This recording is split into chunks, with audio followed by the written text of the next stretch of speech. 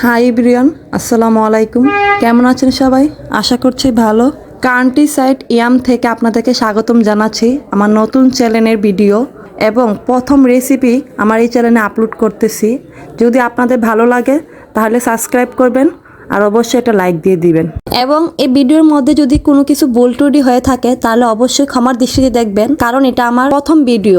আজকে খুবই সহজে একটা রেসিপি দেখাবো, সেটা হলো মোগলাই পরোটা। কিভাবে বাসায় ঝটপট বানিয়ে খেতে পারবেন সেই রেসিপিটা আজকে দেখাবো। প্রথম একটা পেঁয়াজ নিব, পেঁয়াজটাকে ভালো করে সিলে কুচি কুচি করে কেটে নিব।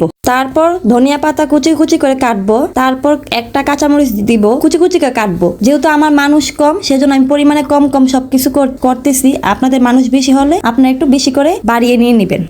সবকিছু এক সাইড করে রাখবো। রাখার পর একটা বলের মধ্যে 1 কাপ পরিমাণ ময়দা, অল্প পরিমাণ মতো লবণ এবং 1 চা চামচ তেল দিয়ে ভালো করে মিক্স করব। ময়দাটাকে ভালো করে মাখবো। মাখার পর এক সাইড করে রাখবো। রাখার পর একটা বাটির মধ্যে পেঁয়াজ কুচি, ধনিয়া পাতা কুচি, কাঁচামরিচ কুচি এবং একটু লবণ দিয়ে ভালো করে মেখে ডিম ফেটে তারপর এটার সাথে মিক্সড করব।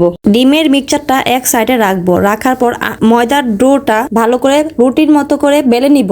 একদম পাতলা করে রুটির মতো করে বেলে নিব। বেলে নেওয়ার পর পাতলা করে বেলে নেওয়ার পর ভালো করে ডিমের মিক্সচারটা রুটিটার উপরে ভালো করে মাখিয়ে নিব। মাখিয়ে নেওয়ার পর দুই পাশে ফোল্ড করে ভাঁজ করে নিব। তারপর আবার দুই পাশ দিয়ে ফোল্ড করে ভাঁজ করে নিব। চুলার মধ্যে একটি প্যান দিব।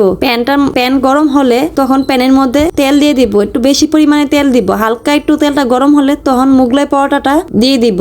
তেল যখন গরম হবে তখন এই মোগলাই পরোটাটা দিয়ে দিব তেলের মধ্যে। যখনই এক পাশ হয়ে যাবে তারপরে পাশটা আবার উল্টিয়ে দিব। তারপরই যখন দুই পাশ হয়ে যাবে, লাল লাল করে হয়ে যাবে, তারপর এটাকে আমি নামিয়ে নিব। তারপর দেখেন কি সুন্দর দুই পাশে কি সুন্দর ভাজা হয়ে গেছে আমার এটা।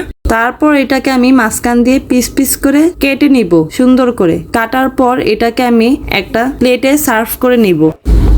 দেখেন সার্ভ করার পর কি সুন্দর লোভনীয় লাগছে একদম। যদি ভালো লাগে আমার এই রেসিপিটা তাহলে একটা লাইক এবং সাবস্ক্রাইব দিয়ে পাশে থাকবেন এবং ঝটপট এই রেসিপিটা বাসায় বানিয়ে খেয়ে তারপর আমাকে কমেন্ট করে জানাবেন আজকের রেসিপিটা কেমন হলো। আজ তাহলে এই পর্যন্তই। সবাই ভালো থাকবেন। আল্লাহ হাফেজ।